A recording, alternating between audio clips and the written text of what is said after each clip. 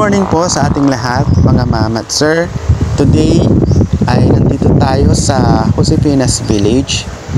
Matatagpuan ito sa Barangay Kuliling, San Carlos City, Pangasinan. At nandito ako ngayon sa Phase 2 ng village dahil yung Phase 1 ay sold out na po. Karamihan po sa mga available ay dito po matatagpuan sa Phase 2. So itong kinaroroonan ko po ay inner lot na may sukat na 64 square meter. At kung gusto nyo po ng mas malawak na lot area, maaari po kayong kumuha ng magkatabi. So maaaring dalawa or tatlo.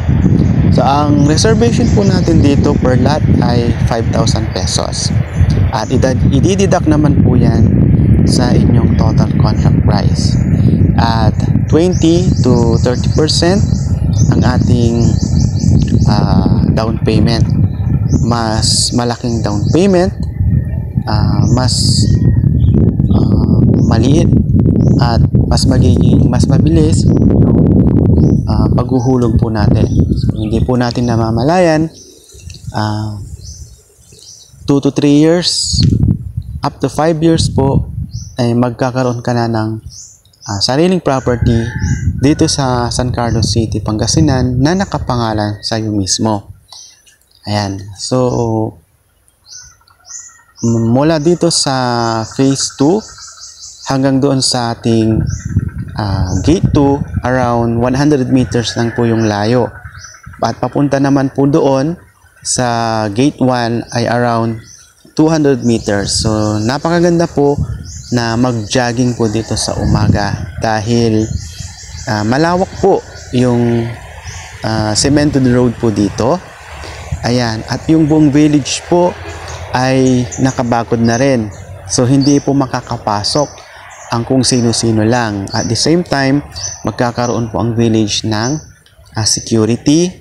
Ayan. At pinagitnaan po ito ng tatlong bayan. So bayan po ng Malasiki, Basista at yung San Carlos. So isang ride lang po kapag pupunta ka sa mga nabanggit na lugar na po yan. At the same time po, isang ride lang din kapag pupunta ka ng Dagupan. Pag pupunta ka naman ng Manila, maaari ka nang mag-abang doon sa ating doon po sa Gate 1. Malapit po sa highway po, provincial road. And then, malamig po yung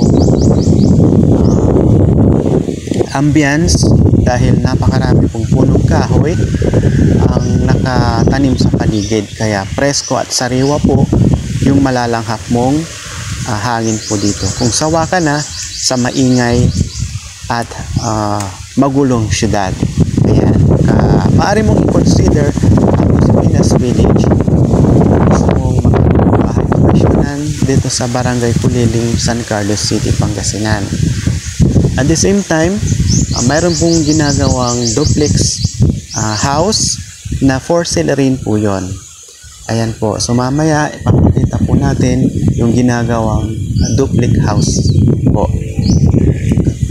And then yung lupa po dito sa village ay pantay na. Maganda po yung kondisyon ng lupa dito. Kaya kahit second floor yung ipapagawa mo ay okay po. At hindi mo na rin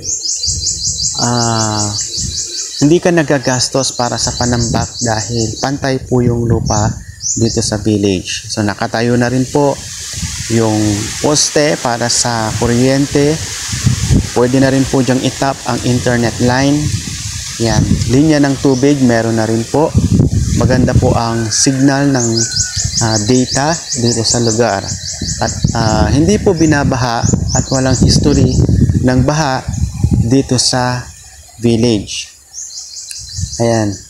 So, yung swimming pool po natin, yung basketball court, yung clubhouse po ay tapos na.